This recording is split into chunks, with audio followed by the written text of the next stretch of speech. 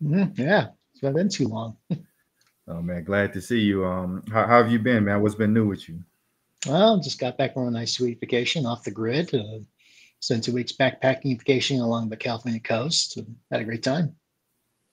So like, how do you feel about like going off grid? Is it like much needed to kind of get away from all the technology? Yeah, pretty much need it because we live in a very connected world. We're always connected in some form.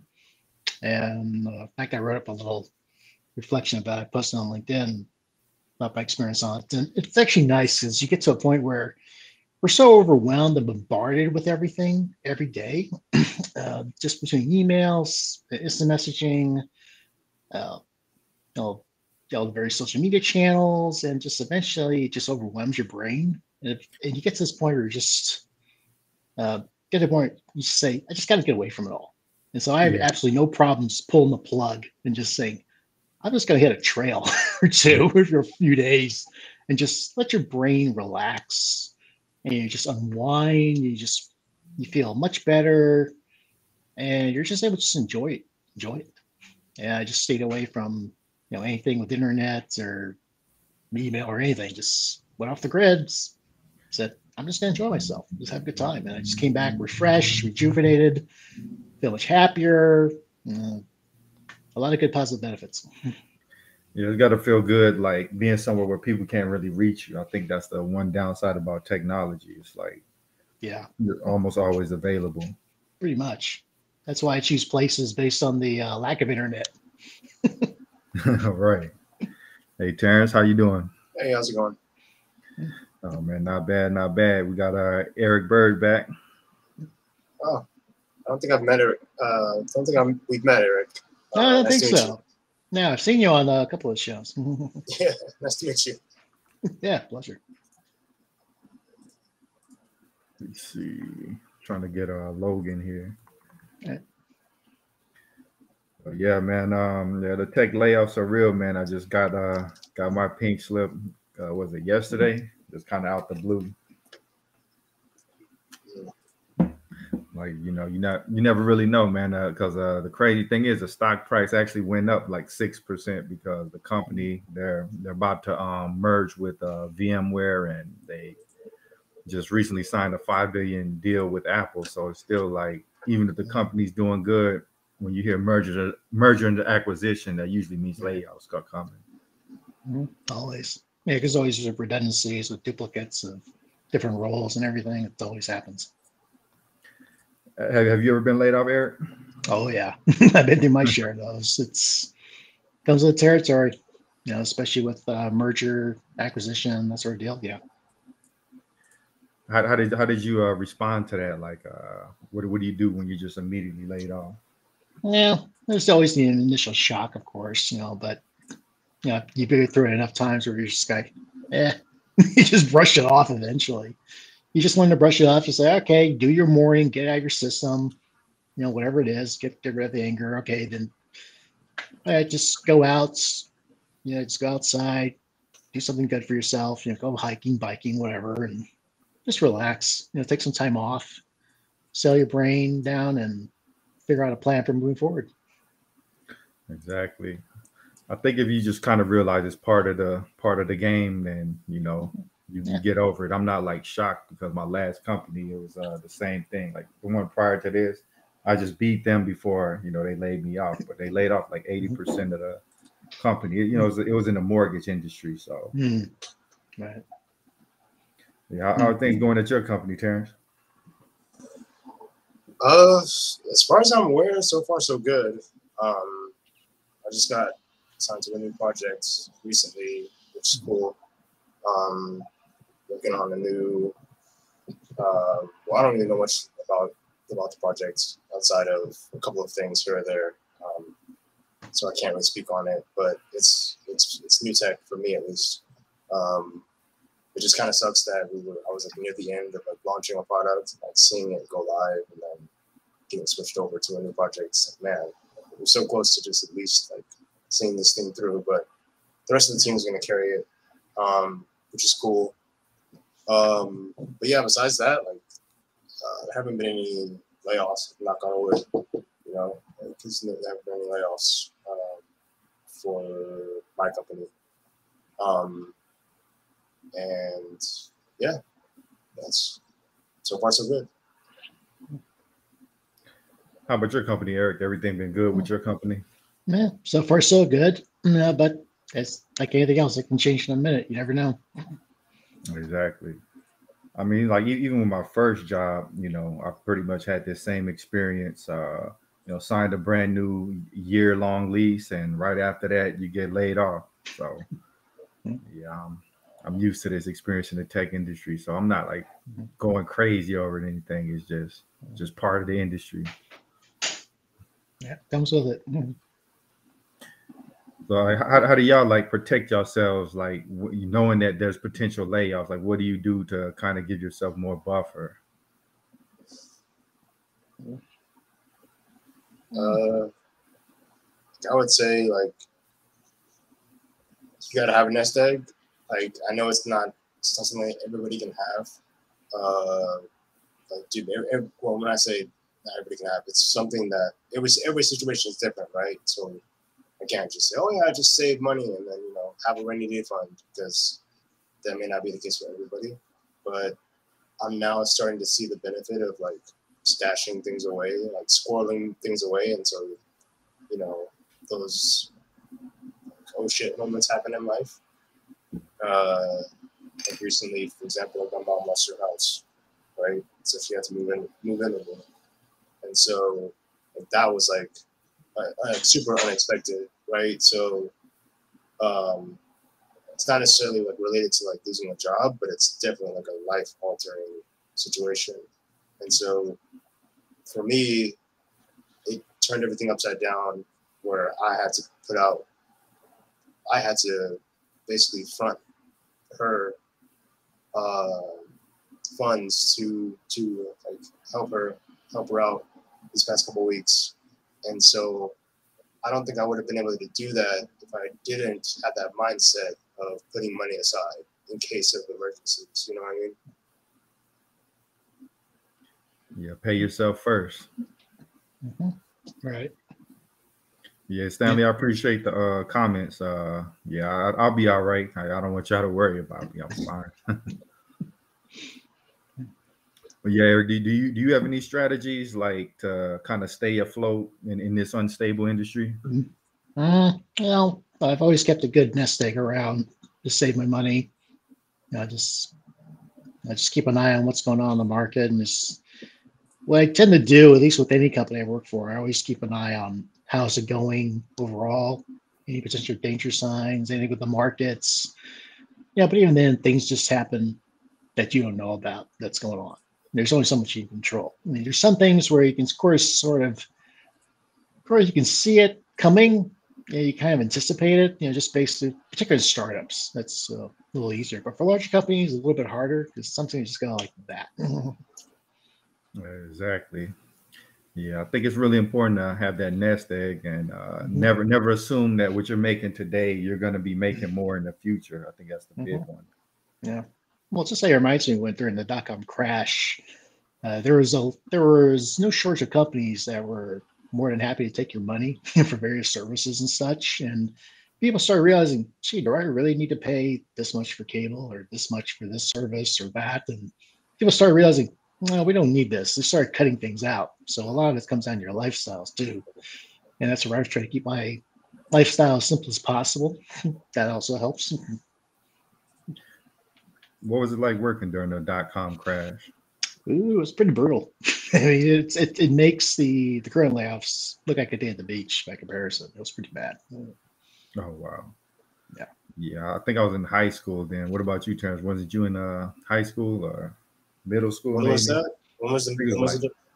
Around 99, early 2000s. Early 2000s.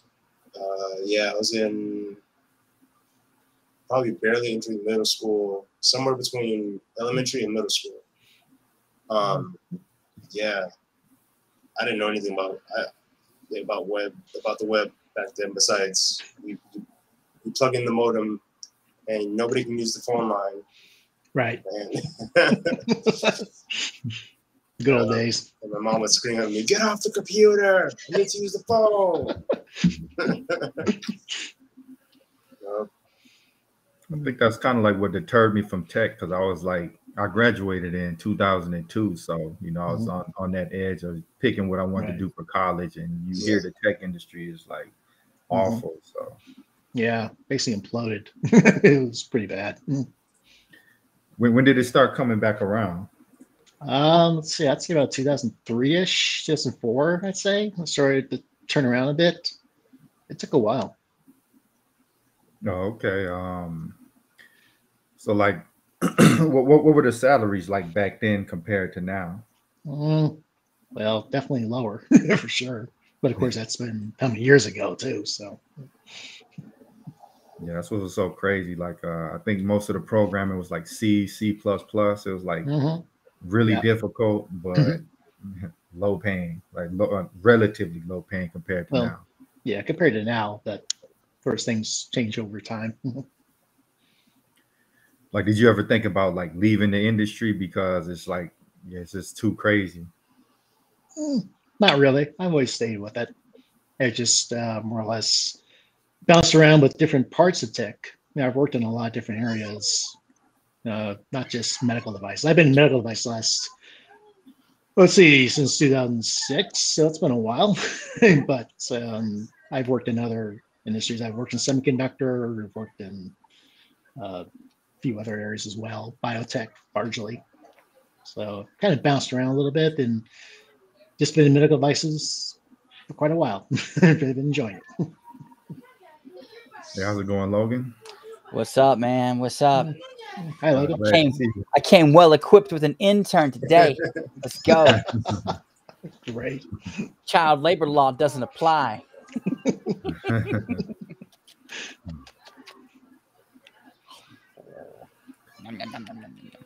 But yeah, like out of those sectors you worked in, what was your favorite? Oh, asking me? Oh. Let's see. For all the sectors I've worked in, the biotech was really exciting because that was the first time I actually got to work with hardware. And that was the first time where you actually got to see things actually happening, which was great. and that's what really got me excited, working with hardware, tinkering more with the sort of devices. And then I just moved into medical devices and been there since. So it's been a good mix of the two. But yeah, Terrence, what about you? What projects have you been working on lately? A lot of micro front ends, a lot of like micro applications that sort of make this one giant app come together. Yeah, it's mostly just, I don't know, they're called channel applications, which is basically just like, if you could think of like a mothership, you have a bunch of like smaller React apps that sort of just get ingested or like installed via npm into this mothership. And yeah, just basically finding a way to make this app like work together with all these smaller apps. Yeah, that's essentially what I've been working on for the past, it's June now, 8 months, 9 months.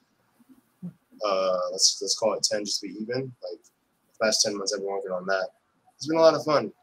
Like I've been working on a lot of like design patterns, like using React and like having to diagram a lot more than I've ever done, like since like middle school, I think, or high school. And I've started to like pick up architecture, like system design, and yeah, it's been a lot of fun. It's been a lot more theoretical than actual like programming. Yeah.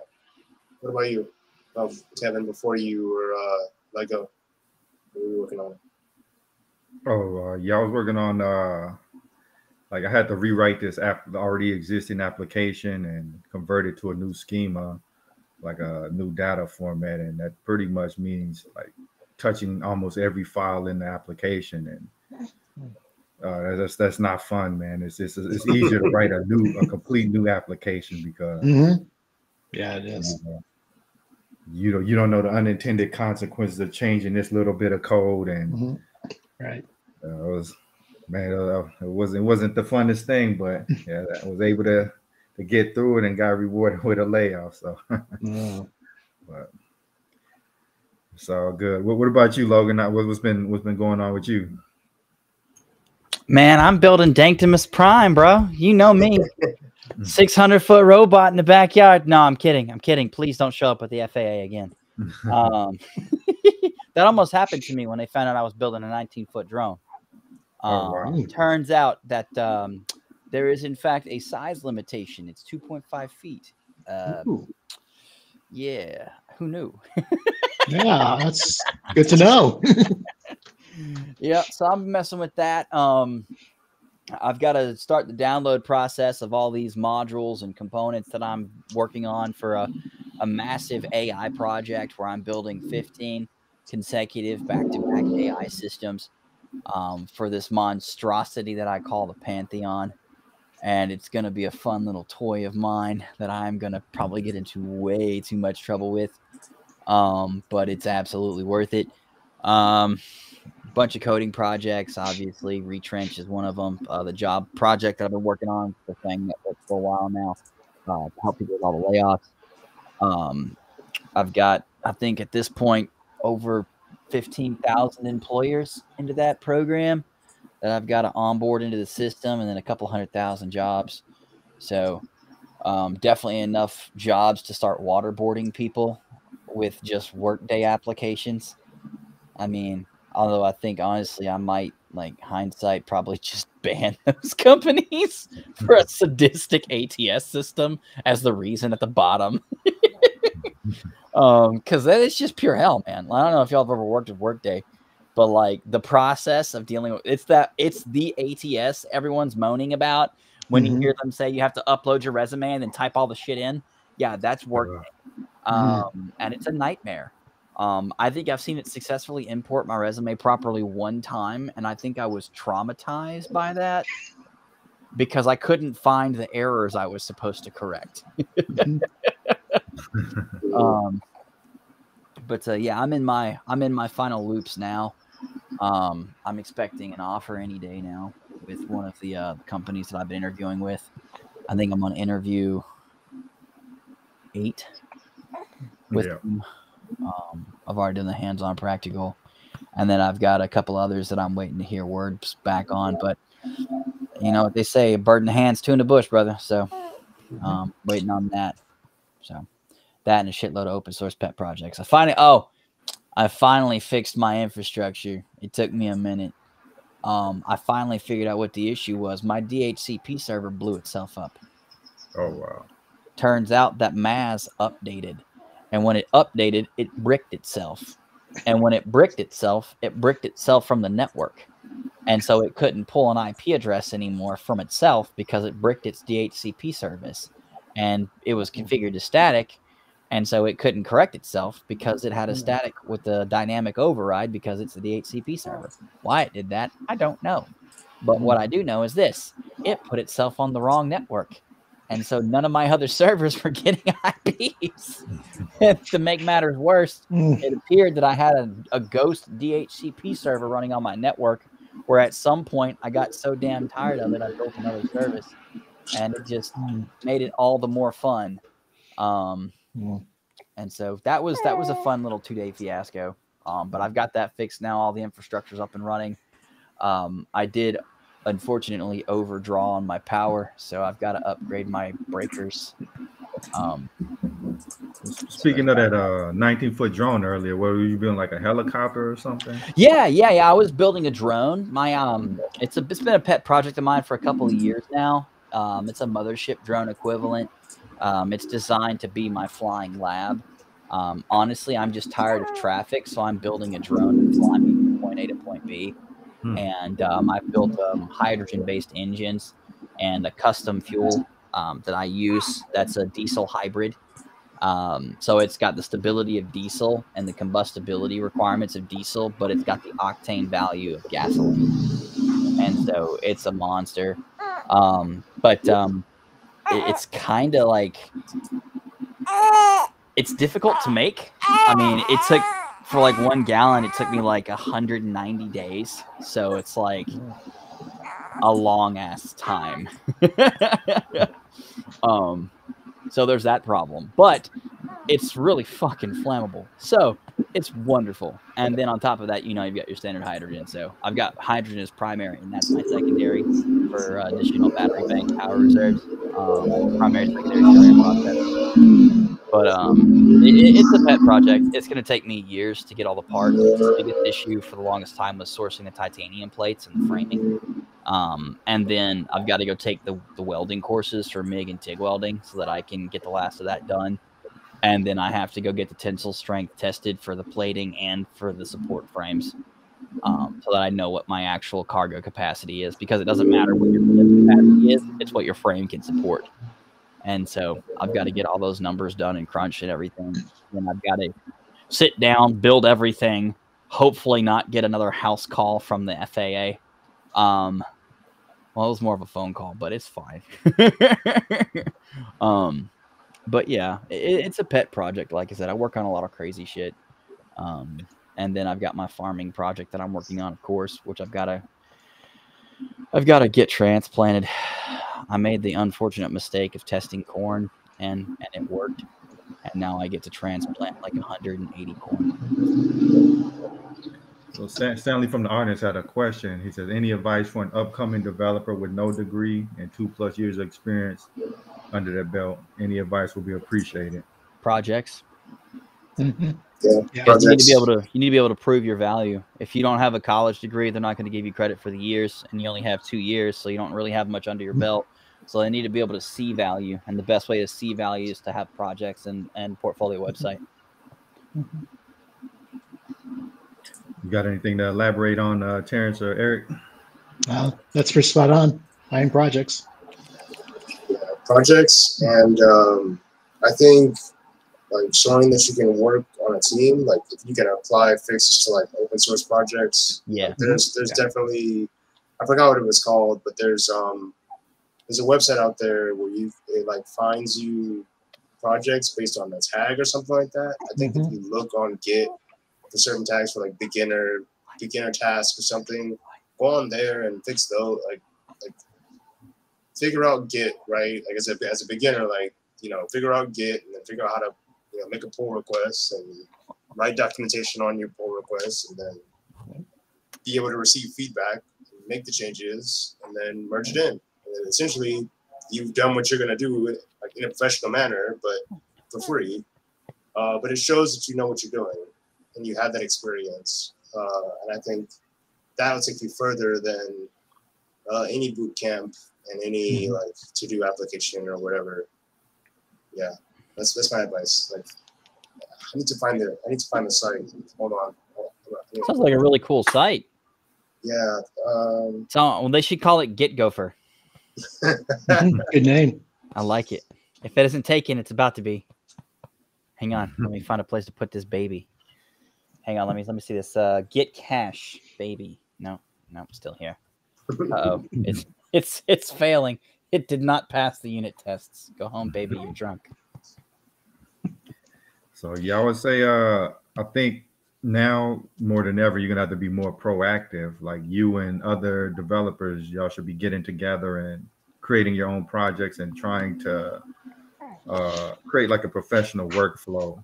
So, you know, have some kind of CI/CD pipeline, and you know, somebody work on the back end, somebody work on the front end, and then actually have like a, you know, project management software that y'all are using to keep track of the tasks. So, you know, that gives you a step above somebody who's just uploading the next to-do list or something. You know, you're showing, hey, I know a professional workflow. This is the kind of stuff that I would be doing on the job, and we're doing this on our own.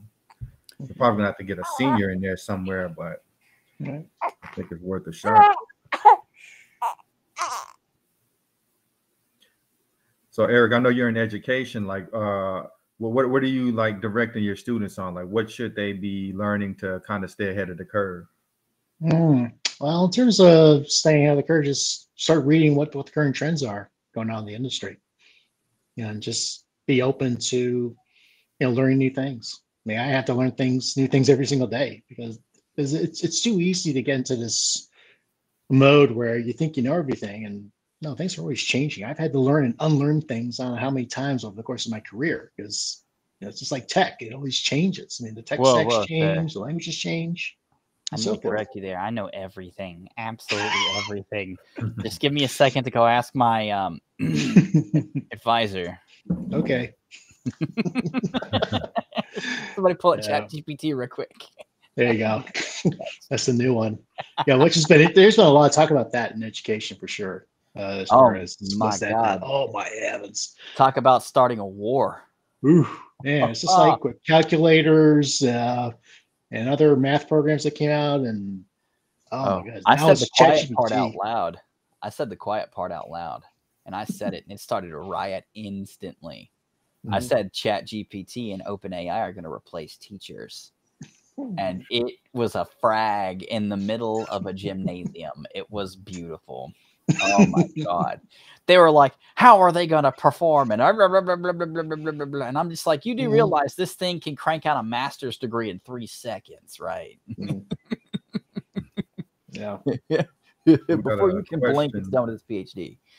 Is this year's layoffs a sign to be on top of your leak code practice? What should be a good rate in which you should practice?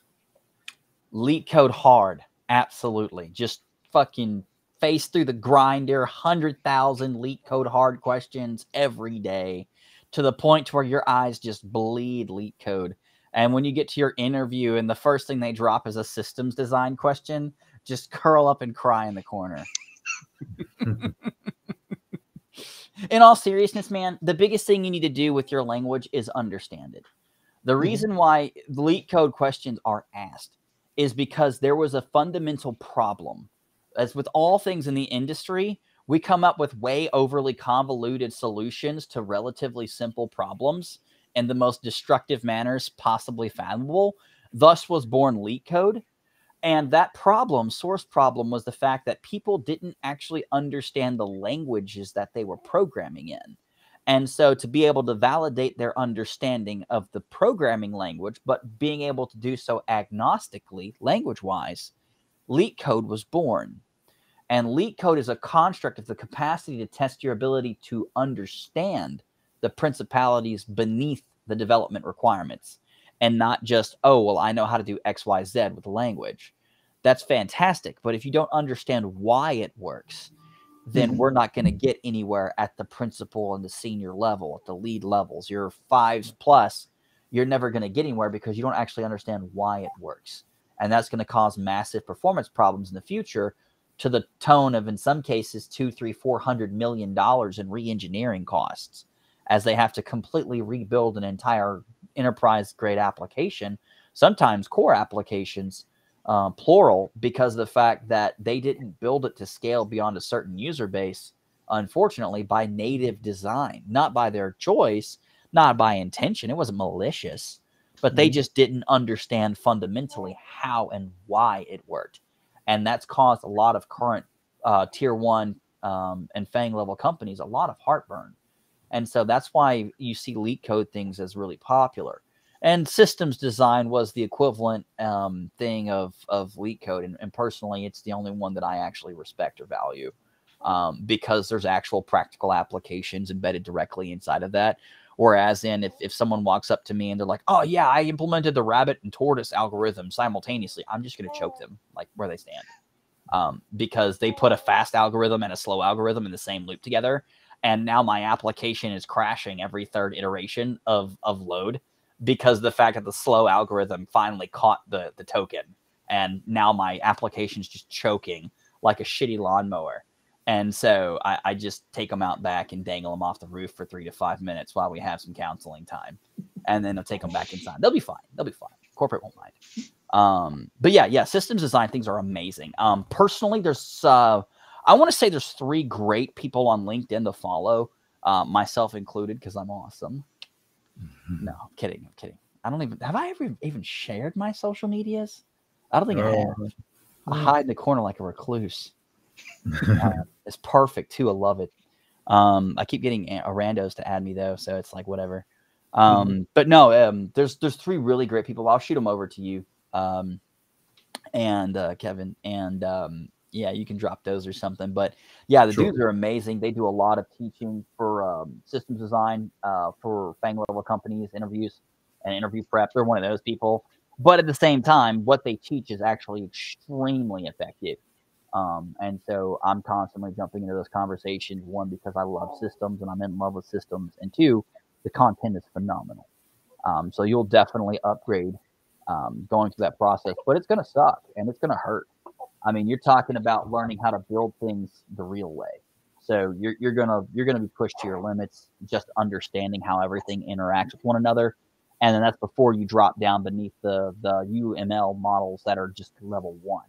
And once you start to understand why they intimately plug in together, you're going to start to see why the systems are capable of the throughputs that they are.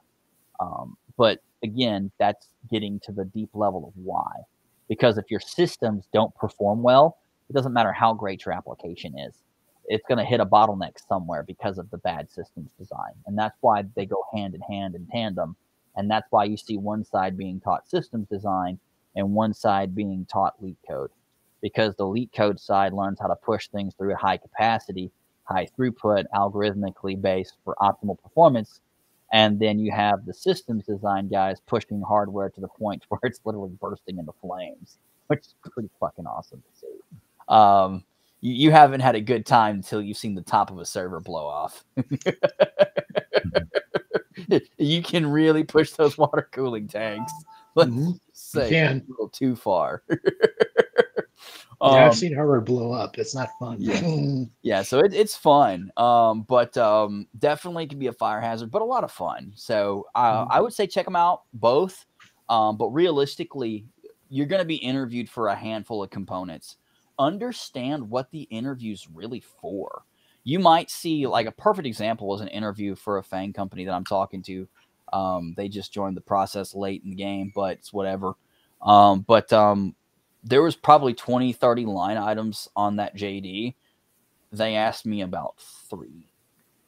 And so understanding what they're going to ask you about and being really polished in that area, that's the problem you're going to solve for them. And that's what they're hiring for. It doesn't matter what the rest of the job description says. That's just gibberish.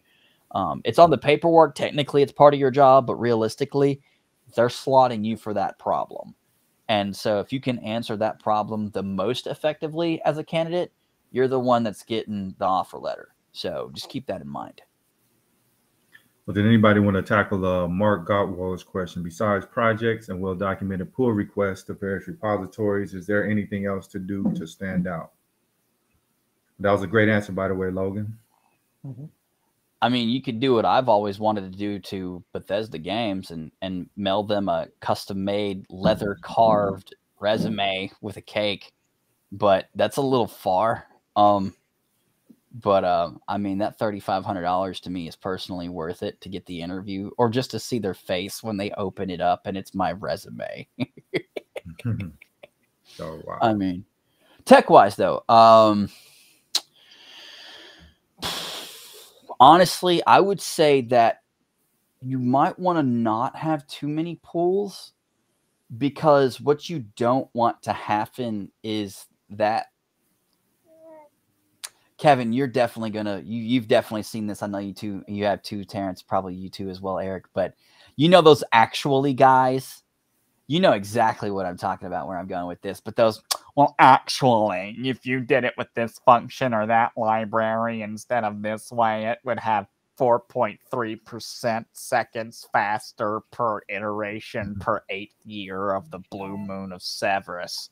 And those are the guys you just want to, like the meeting just stops because everyone has to go on mute and take a break outside real quick and then come back to their keyboard. Because like it's such a nuanced thing, but those are the people that I just loathe to ever look at my repos, because they spend way too much time asking about the libraries instead of the objective of the project. And so those are people that you kind of want to avoid like the plague. And unfortunately, they might end up in your interview loop. And if they do, especially if they're the first person, they're the ones that are going to look at your stuff. They feel most confident and comfortable in code repos. So they're going to make a beeline for your code repos because that's what they can speak to the most confidently, and they are going to eviscerate you, unfortunately. Unless it's very small sets of code, in which case they're going to love it because it's super easy to review, and then they can only make like one statement because that's the only thing that they can make about it. It's like, oh, well, this function, I would have probably used the matplotlib or something over pandas because of blah, blah, blah, blah, blah, blah. And you're like, oh, well, cool. Well, bet you want to do that. And then they'll go on like a 15-minute tangent about why matplotlib is better than pandas for some reason. And then by the time they're done on their spiel, because they're way too obsessed with libraries, the interview's over and they had a great time. So that's the best way to get up around the actualities, is just let them run themselves into oblivion. Like find out what projects they're involved with, put that in your code repo, and then make like one minor thing, but then like have a lot of great things to say about the project. And then like 10 times out of 10, you'll have a great time.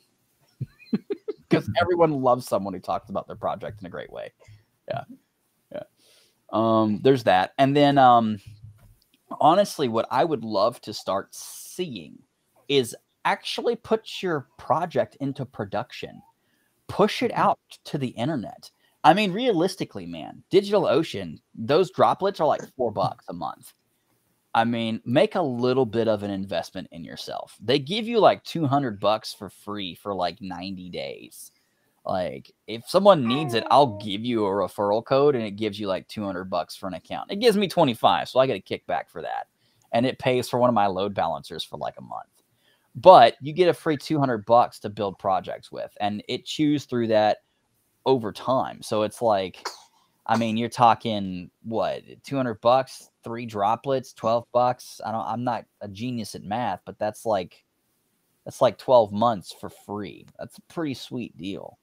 Now, obviously, it's not going to be something insane, but it definitely works. But being able to showcase your project not just as a code repo, but as something they can actively interact with, is going to put you leagues ahead of your competition. Because they'll be able to directly see your project versus just looking at repos for the handful of people that have a project repo to begin with. And so just by having those projects and those repos and those project websites, you're already leaps and bounds above like the other 80-90% of people who didn't bother to put in the iota of effort. And then you have products that are actively in production, so they're accessible, versus they're just lines of code on a piece of paper as far as someone's interpreting it is. And so I can go and read through 400 directories of nested files and folders, or I can just click a URL link. And I'm way more down for that because that saves me a lot of time. And so I'm more likely to look at that one than all the other ones, because if I've got, we'll say hiring management says, I want this decision made within 4 weeks total time frame. All right, cool. Well, that means I have to have all the interviews done in that time frame. And that means scheduling and everything else, multiple rounds. I'm going to assume at a minimum 1 round per week, 3 weeks. That means I've got 1 week to filter through the 10,000 resumes that recruiting sent me. And thankfully, they filtered it down from 100,000 down to 10. And then out of those, I get to make a decision on those 10,000. So I've got fractions of a second to make some kind of filtering decision based on those. And then I can shoot them over things like, hey, I want to see this. I want to see this. I want to see this. I want to see this. I want to see this. And then they'll knock that 10,000 down with their ATS down to like a couple hundred. And then I can look at those. And that would give me more time to actually look at the candidate. And then that's when I'm going to see your resume. That's when I'm going to see your projects. That's when I'm going to see your repos. That's when I'm going to be able to go take a quick look at your portfolio website. Does it load well? How does it load? How does it handle data? How does it handle file and resource calls? How is it handling API calls? Did you try to do everything server side? Did you do everything client side? Did you get creative and do both? How are you managing all of the data on the back end? What, if any, difficulties do I see that you've implemented, like big data integrations, messaging integrations, signal integrations, logging, and some kind of data tracking, maybe user tracking and metrics? Like, all those things are things that make you stand out versus just your generic, check out my tic-tac-toe project, which literally nobody cares. That might actually be -0. Like, yeah. Yeah, great answer, Eric. Eric, do I have anything to add? And hey, how's it going, Yannick? Well, for adding on a production app, probably UI and UX design. Like how well did you think out the UI UX components, which are grossly underrated. So like the visual part of it and how Yeah, the application flows. visual, just the overall flow of the application. How easy is it for somebody to use the app? Did they put any work into anybody with disabilities? Can they use the app? Mm. You know, whether it's color blindness or something like that. So stuff like that. So those are some things to consider. What about you, Terrence? Do you have anything to add on to that?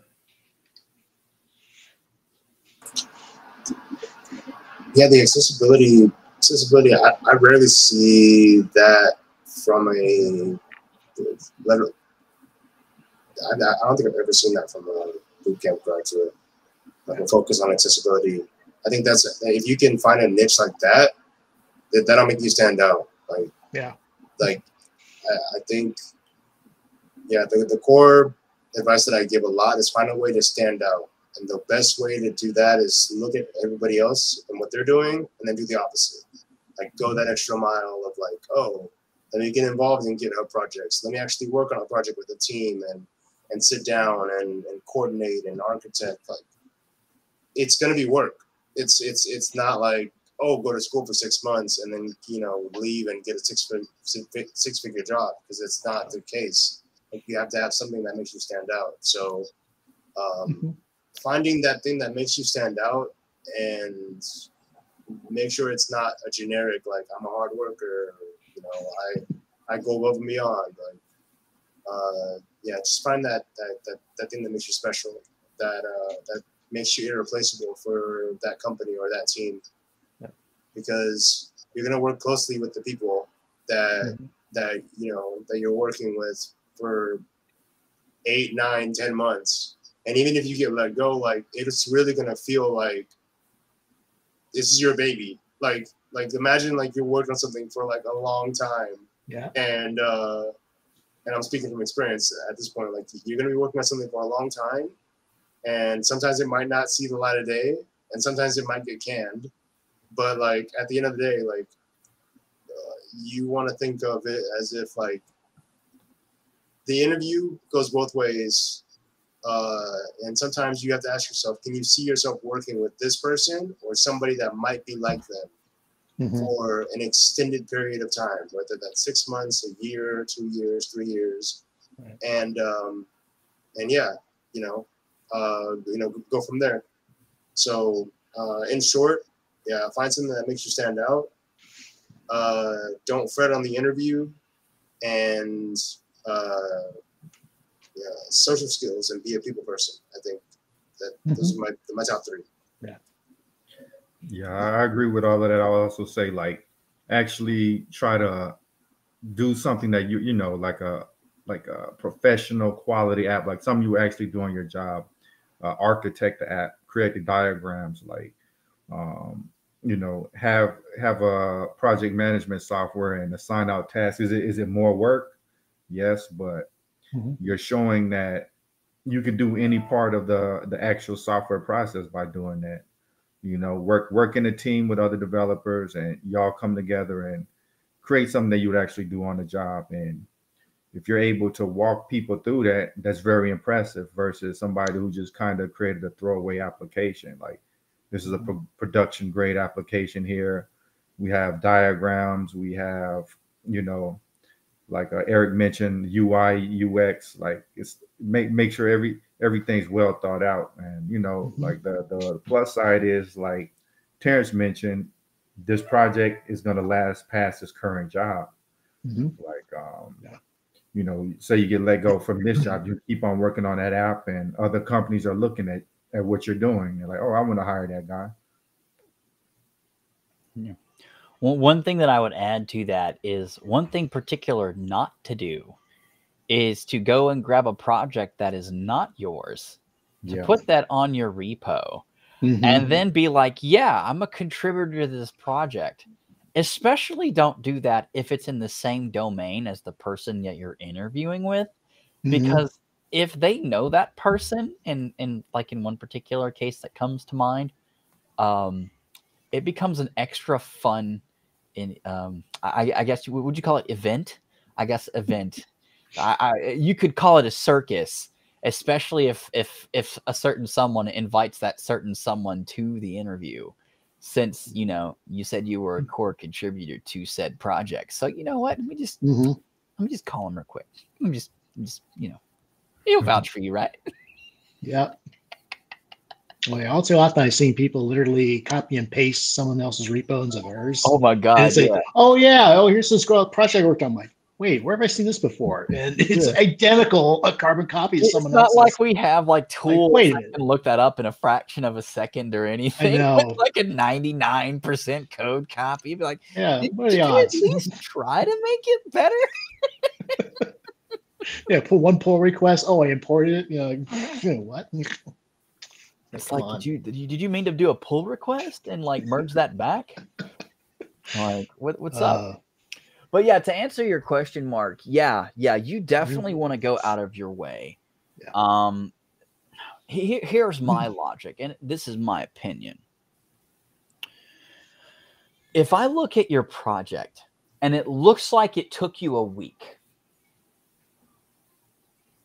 and this is supposed to represent who you are as a professional, and this is your passion, this career is your dream, and you only put a week into it, I mean, I think I've put more than a week into just finding out different flavors of Red Bull. Like, I mean, you're slacking, bro. Like, do I really want you on my team and have to deal with you as a mentee if you won't even put enough effort into your profile to the point to where I can look at it and honestly say, you know what, that probably took more than an actual day of effort, like more than 8 calendar hours to build. And it wouldn't be something that you just copy pasted code from. It was actually something you had to put effort into. That's what we're talking about. That's what we're looking for. It's something that is like, you might have spent 2, 3, 4 weeks. Maybe you even built it at like a hacker jam or something over 3 or 4 days. But it's still something that's a little more substantial than just something that you would knock out during like a single session. Not that those things don't matter, because that's not necessarily what I'm saying. But more so of when I'm looking at your bigger projects, whatever bigger means, in terms of like, if I'm looking at your relative code lines and it's like 4 functions over 400 lines of code versus, 300 functions over 1.4 million lines of code. Like, dramatic difference there in terms of like level of effort. Not to say that the one with 4 for 400 isn't super awesome and does some really cool stuff with very little code. It's just that the level of effort that was required to generate number 2 is vastly superior to number 1. So I'm going to assume that's the project you care about more. And so that's where my attention is going to go naturally. Now, that doesn't necessarily mean that that's the case. And that's actually what it is. And that's what you're actually more interested in. But from not knowing you as a person, when I just got a fistful of resumes and I'm seeing this astronomical amount of contributions and lines of code versus like 2 pushes, I mean, it would be a fair assessment to say probably this is the one where the more attention goes to. And so I'm going to look at that first. And then the other ones I'll just take a look at, after I finish consuming whatever I consume from that, assuming I don't just stop at project number 1, which ideally is what you want. You want an immediate shock of, oh, wow, there's a lot of stuff here to look at.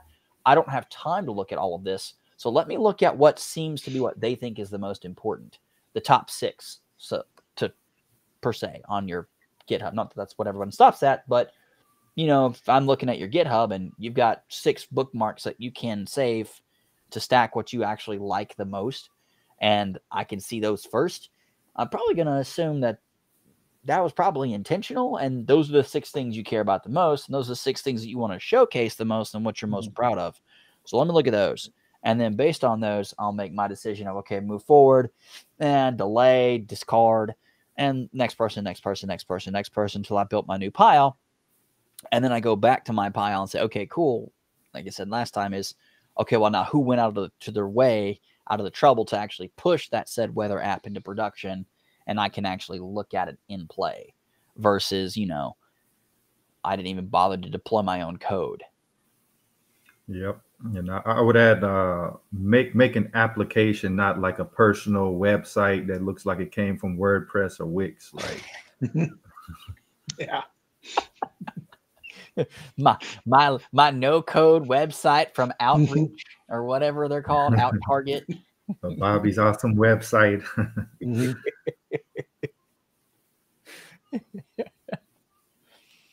Yeah.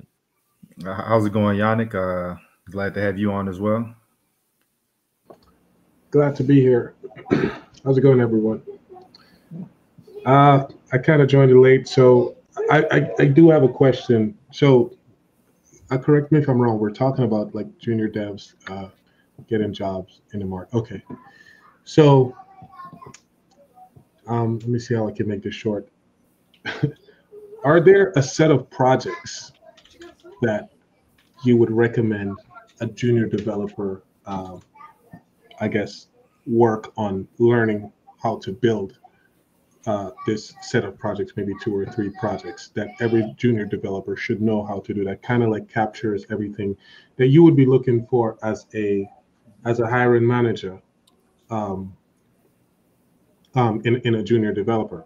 Because I heard earlier someone said something, and maybe it was Kevin, about just pick a project, just think about something.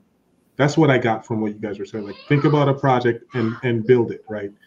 And I've seen on like YouTube and some of these boot camps nowadays, they're like, oh, the only 5 projects you'll ever need to like land a land a software development job. And I get the idea behind that is that, okay, these projects will teach you like this set of things that every developer needs to know. Um, how do you guys feel about that approach? Because honestly, not everyone is like creative. Not everyone can really think up their own projects. I think most people just want to like learn the thing and just learn how to do it well enough, and then that creativity may kick in later once they have a certain level of a competency. That's You a are long question. There's like 2 or 3 questions in there, but I think Logan, you got me. you already know how I feel about boot camps, Kevin. Like, Yeah. bro, like it's gotten to the point to where I'll take a look at their 5 projects and immediately be like, they went to this boot camp, Mhm. because it is always the same 5 projects. Mhm. And more importantly, it's always 5 to 10 people out at the same time looking for a job, applying to the same places with the same 5 projects. Yeah. Mhm. Right. And it's every time, month after month, year after year. And I'm just like 10, 15. He paid 35,000 for that. He get taken to the cleaners at 55. Like, it's just, you feel bad and you laugh at the same time, because it's like, at what point are they going to catch on? That said, I don't think that boot camps are necessarily a bad thing. I think that they have the potential to be something amazing, Mhm. but it requires the passion and the commitment and the levels that most people aren't willing to go to. The sad, simple reality is there is no easy button. Stop looking for it. You're not gonna find it. You're not gonna find it. If I need to buy a billboard and put it at every major interstate entrance and exit, I will. There is no easy button to this industry. You have to put in the effort. And so I would go so far as to say you only need 1 project, but it needs to be a substantial project with many disciplines and principles behind it. When I look at a project, I immediately shatter it into a million pieces. I'm going to judge the UX on its own basis. I'm going to judge the UI on its own basis. I'm going to judge the back end. I'm going to judge your database implementation, if any. I'm going to judge your caching utilization, your message queuing. I'm going to look at what big data systems, if any, you integrated with. Does your system have an API? That by itself, I'm going to look at. Not even I don't care if the API works. I want to see, did you take the 10 seconds to install something like DRF or Fast API? Did you make an iota of an effort? I want to take a look at, what web server did you go with? Can you answer the basic question of, why did you choose Nginx over Apache over HA proxy? Why'd you choose traffic with Docker instead of something else? What was your implementation method with standard Docker YAML files with Compose versus Portainer?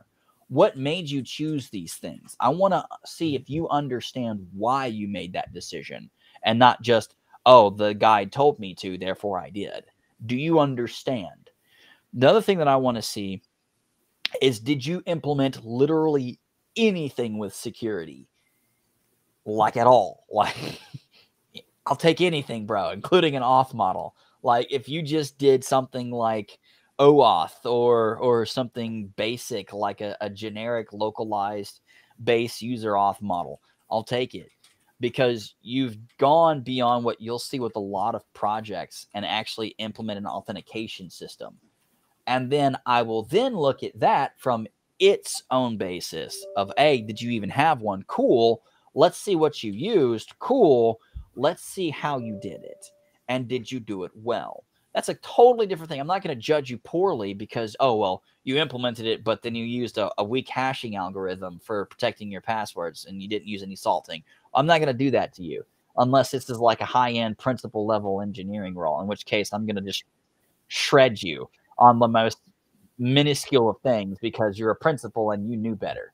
Like, I'm going to hand you back your password. Like, I'm going to be digging into the database. Another thing, I'm looking at the database models.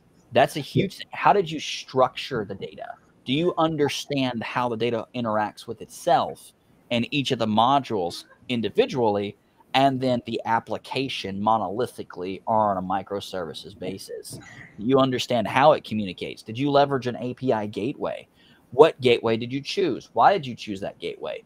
Are you leveraging any back-end communication servers such as Twilio for SMS texting, or maybe an OTP, TOTP-based communication system for tokens, or JWTs for authentication? Maybe you implemented something like a postfix server for email communications for password resets. Did you implement those things? If you did, cool. Let's look at what you did. Did you do that well? Fantastic. These all tell me about the developer. What is your level of understanding? Like, I can go and look at something as simple as, did you implement signaling? No.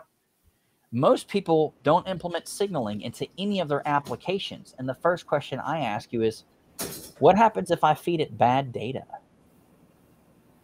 Hey, Logan, for those that don't understand, what is signaling? So signaling is a pre and post method of pre-checks on any given implementation of an object in Python, which is my language of choice, or in other languages, just an implementation of an action. So the user goes into a web application, for instance, and they are going to, we'll say, add a new blog post. Well, you could have pre and post signals to that. The pre's could be, hey, is this a blog post? Check that, validate it, communicate either way. Accept it, don't accept it, cool. Is this an image? Does it meet the communication requirements of XYZ character minimums and maximums? Does it have a sentence? Does it have a subject line? Does it have paragraphs? Does it leverage any kind of encoding? Does it have hyperlinks? Are you trying to add files to it? Are files allowed? Is that being interpreted appropriately by the application? Hey, do I need to fire off a process for unit testing? Do I need to save this to the database before or after I validate it? All those are pre and post signals that you can implement, that you can not only generate an action for pre or post checks, you can also implement testing, validation, input validation. You can do data integrity. On top of that, you could take it to a whole new extreme, and you could kick off entire security processes asynchronously through side channels. Like, say, for instance, I'm going to upload a blog post, but then inside that blog post subject line, I inject a NoSQL injection attack.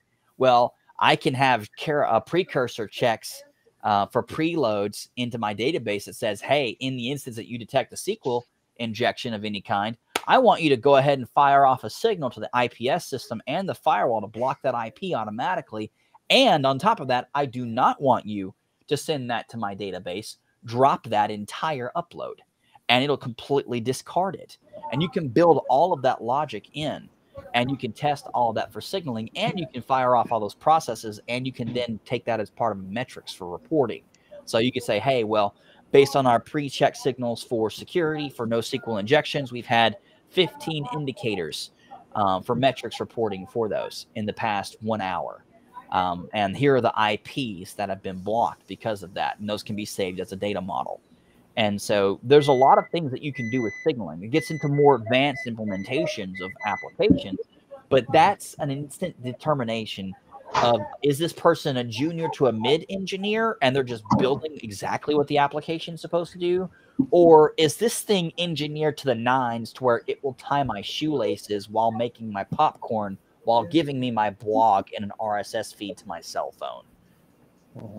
Yeah, so that's interesting, because I was going to ask you a question. You said something like you're looking for the level of understanding. So what level of understanding are you looking for when it comes to, I guess, a junior, right? Because you listed a lot of things, right? And I guess a lot of people who watch this, like the podcast, are, like they're junior devs. And so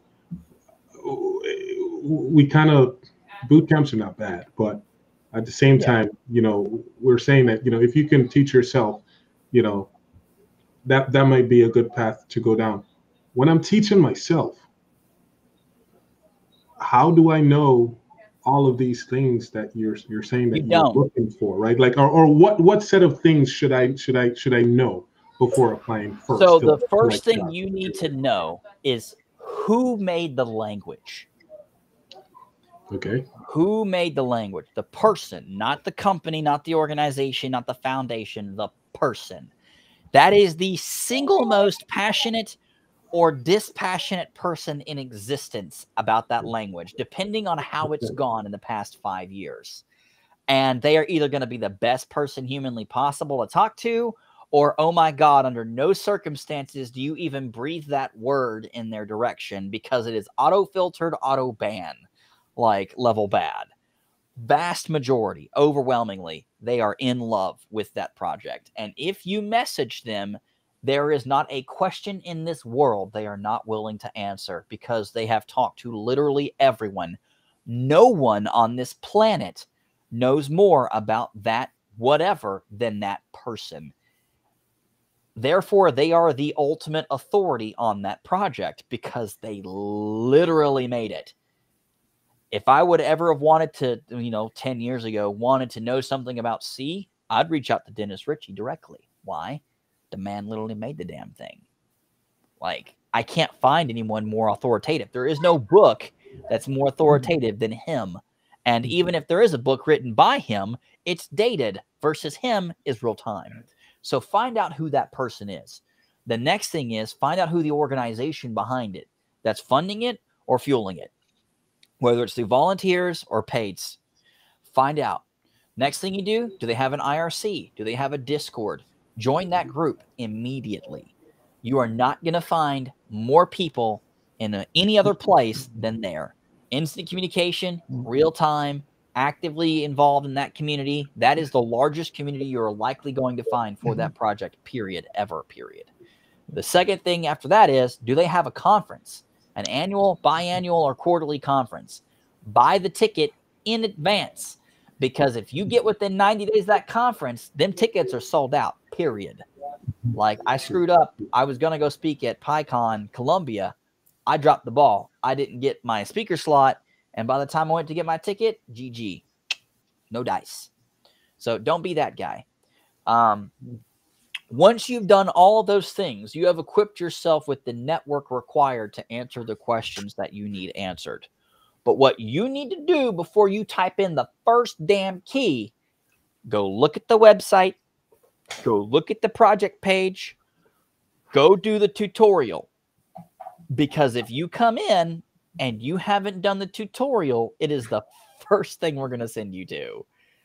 Literally every time. Now, if it's a basic question like, well, can you tell me about the language and the values and the benefits and blah, blah, blah, we'll typically answer those. We absolutely love those questions. We're more than happy to answer them.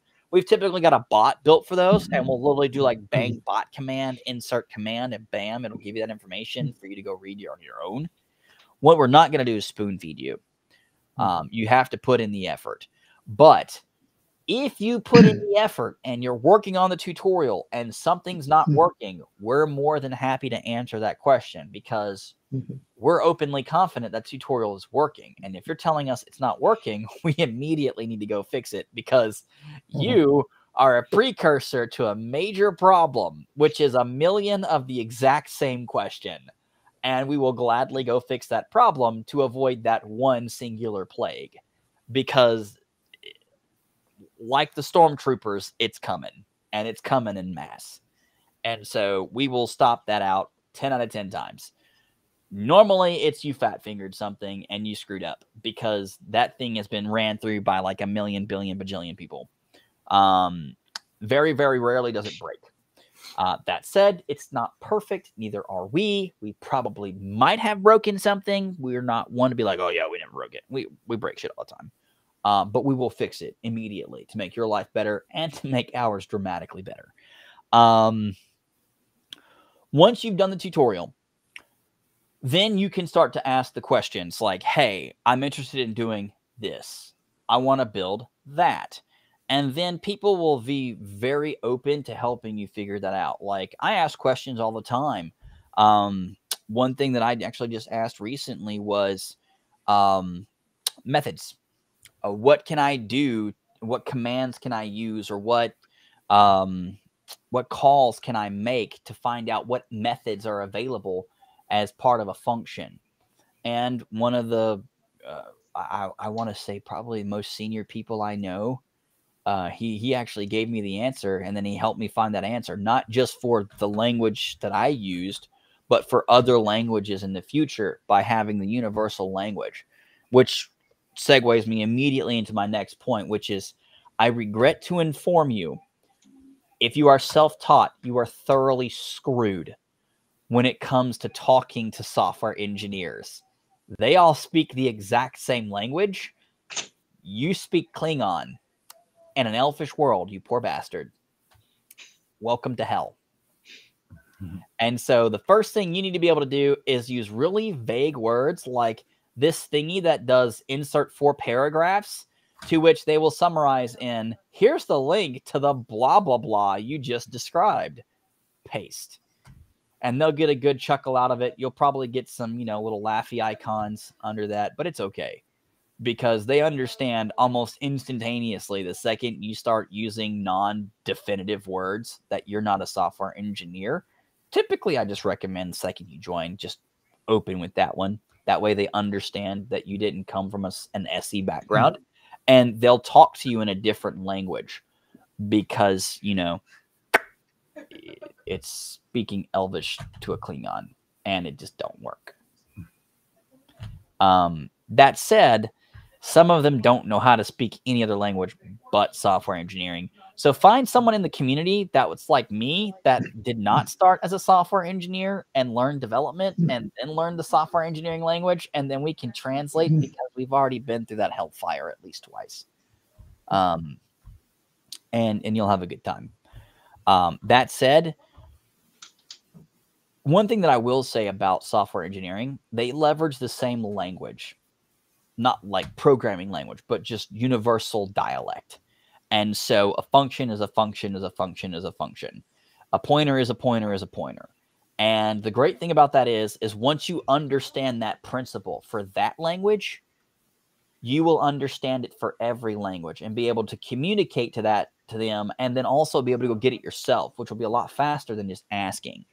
And so it took me like, what is it, 2020, 2023?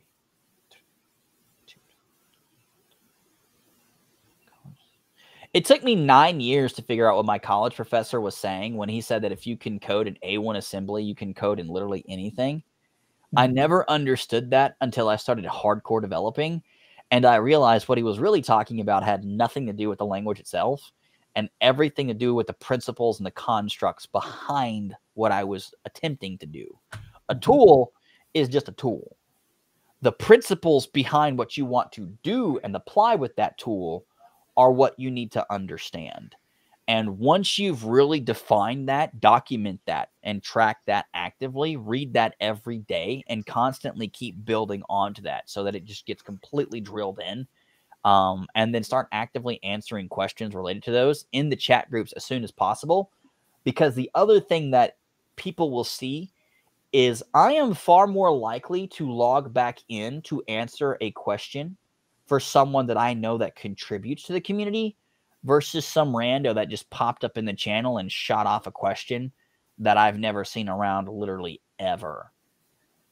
And so you're going to get a much better experience by giving back to the community versus just using it for its knowledge base and then just vamping off into the night.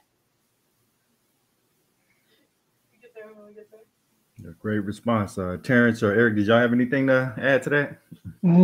That's a pretty detailed response. The only thing I could probably add is maybe if you have any local user groups in your area, definitely check them out. Log. Those are always good. Yeah.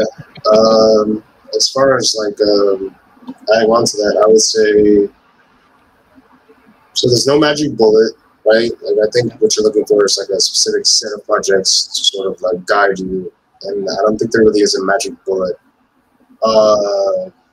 That being said, having in-depth knowledge on newer frameworks like Svelte is really popular right now, right? And I think like when people try or when companies want to switch from, let's say they want to switch from React to Svelte because of the 1% performance improvement or something like that, if you have in-depth knowledge in that framework that they're looking for, you become a valuable asset or a potential valuable asset to their company. They now look at you less of, I'm a junior developer, right? Because what's a junior developer versus a senior developer? Like the senior developer has just Googled more than the junior developer.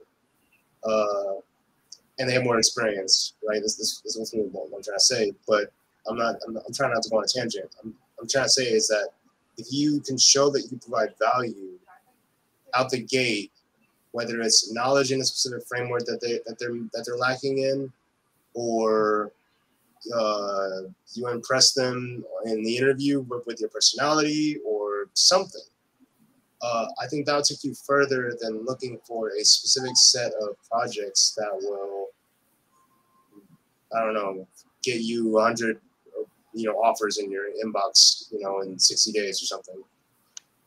Does that make sense? Yannick? Yeah, yeah, totally does.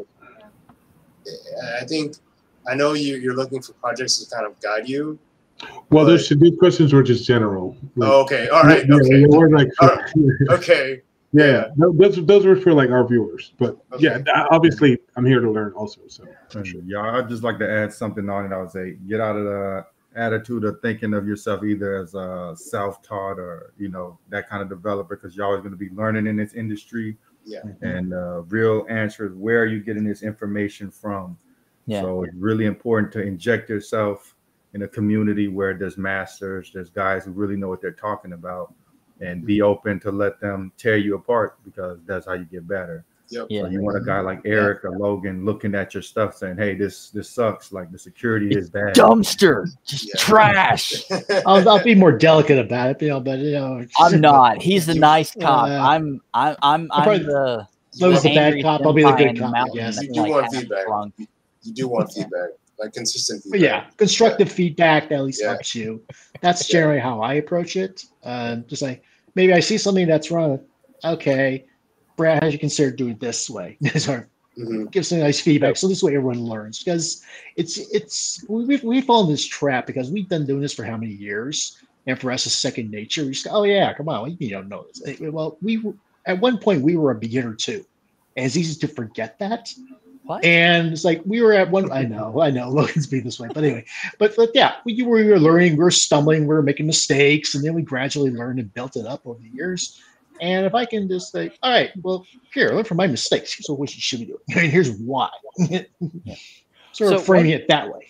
One thing that I would add to Kevin's comment that's I think is really important to help everyone understand.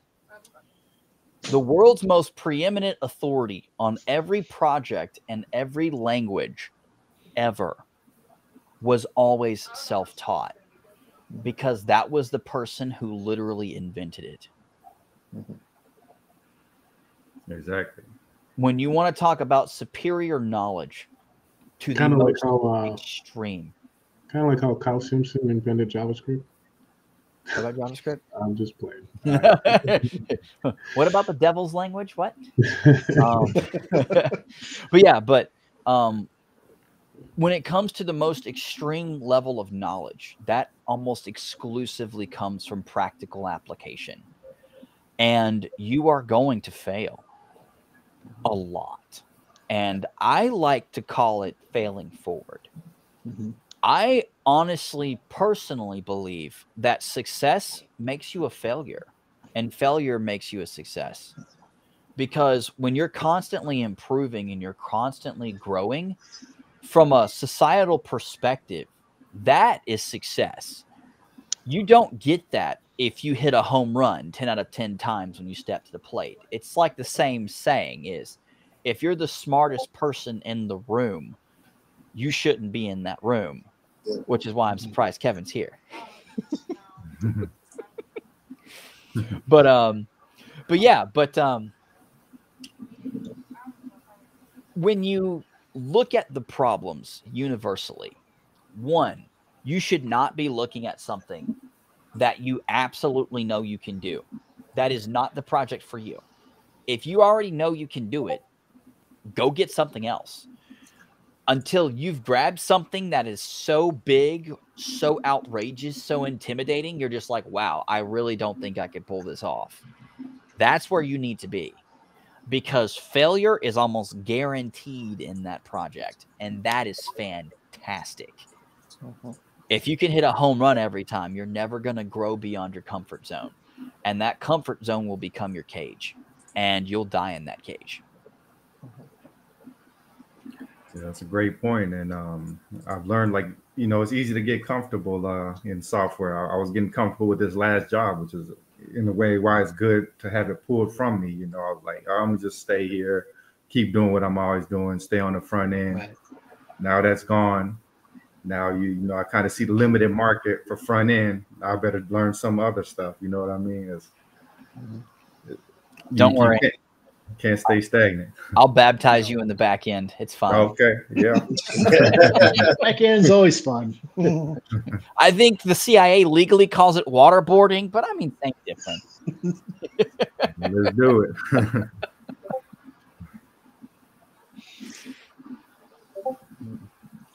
But did anybody have any more questions to the audience? Yeah, I don't have anything else. That was it for me. Did y'all guys have any closing thoughts? I know it's kind of getting late here. Send me those quotes, Logan. Send me what? Send me those quotes. Quotes. Yeah. All right. Let me shoot those. I'm checking the comments to make sure we didn't miss nobody. I don't want anybody being left behind. And was a boot camp worth it in 2023? Yeah. I'm trying to self-teaching, but pivoting over to develop a job for my current job, which is mostly soft skills, project manager.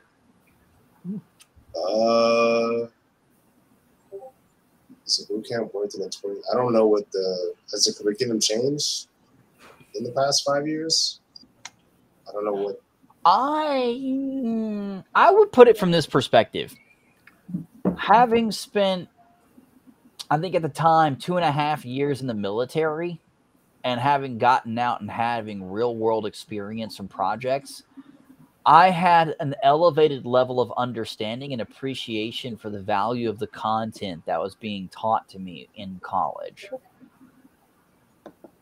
I think the value from a boot camp is once you've put in the effort to be able to do the boot camp, to get to the level to where you can competently do the boot camp, I think what it gives you realistically is the value out of being able to ask competent questions that will allow you to improve from your instructors versus just your stereotypical do X, Y, and Z, type X, Y, and Z, copy paste this code, retype that code so that you can regurgitate this code for this function that you probably won't use for the next 18 months that you'll end up Googling anyways.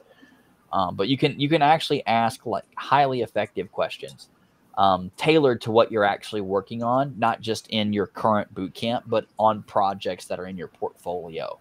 And ultimately getting that information, that feedback, that's the value that the instructor provides. It's not these 5 projects that he's probably or she's done, 20, 30, 40,000 times. Right. It's what do I know from the industry? What can I impart upon you as students? And what value do you need to extract in order to get what you feel is what you paid for? Because that will directly impact my reviews, which directly impacts my bonus, and I want that bonus. And so getting that information, very important. But in order to do that, you have to put in, again, getting back to the same core point, is you've got to put in the legwork, even if that means watching some YouTube videos on the new Boston or Free Code Camp or Udemy, Pluralsight. They've got tons of content for free, tons of content for like $10. You just dropped $25,000 on a boot camp. Are you really that cheap? Come on now. Like you could spare the extra $140 for the other 4 or 5 or 6 classes on Udemy you're going to pick up. And then take that knowledge with you so that if you have questions, you can ask them when you're there. And not just the standard course and then be the physical body in the chair. And then, 8 weeks later, you're done.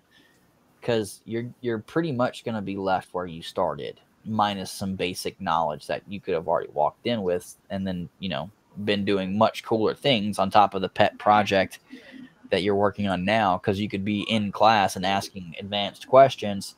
And then at the same time as those advanced questions, you could be playing with those new advanced features on top of your pet project. And so by the time you get done with that boot camp, you've got your boot camp projects or whatever, the, not top 6. And then like while you were in boot camp, you banged out 6 really cool projects, 5 if you've got a README profile of anything that's worth a damn. And then you've got 5 that are up there. So you've got your 5 right there. And the 5 that you banged out while you were in the boot camp, if you nothing else. And then for your pet projects, you can easily knock out 5 within 8 weeks. Even if you only do 1 every week and a half, you're still going to get 5. Yeah, I think like with anything, there's different qualities of anything. Like certain boot camps are good, certain are mediocre, certain ones are bad. Yeah. So you got to have it in your mind. What is your objective and what is the quality of this boot camp? Like some people just need structured learning environments. They're not great at just going off and reading a course. So the boot camp might be good for them if it's a quality boot camp. Yeah. Ask people. Literally ask people, hey, has anybody ever taken this boot camp and what are your thoughts? You'd be amazed how much feedback you get, and pretty quickly. Absolutely. Yeah, I think that's a good one to end this one on. Did anybody have any closing thoughts? I guess we're good to go. Thank you, everybody, for tuning in. We'll get y'all. Oh, you had something? Nope. No, just want to say thank you, everybody, for a good evening tonight. Yeah. Glad y'all were able to make it. It was a great show. Absolutely. And this episode has been brought to you by Red Bull. What flavor? Juneberry, the best.